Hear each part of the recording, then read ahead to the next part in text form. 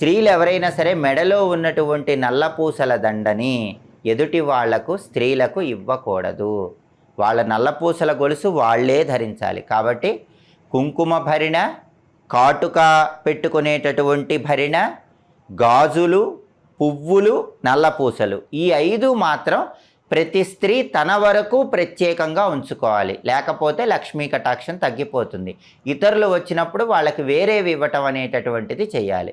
అలాగే స్త్రీలు ఎప్పుడూ వాళ్ళ చేత్తో ధనియాలు ఎదుటి వాళ్ళకి ఇవ్వకూడదు. ధనియాలు ఇస్తే లక్ష్మీ కటాక్షం తగ్గిపోతుంది. ఉచితంగా ధనియాలు ఇవ్వకూడదు. అలాగే ఉచితంగా ధనియాలు తీసుకోకూడదు.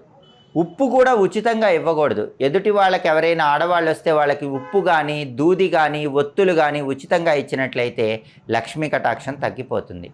అలాగే మిరపకాయలు, చింతపండు ఎప్పుడూ కూడా చేతికి ఇవ్వకూడదు. ఎవరైనా అడిగినా కింద పెట్టుకోమని చెప్పి కింద నుంచి వాటిని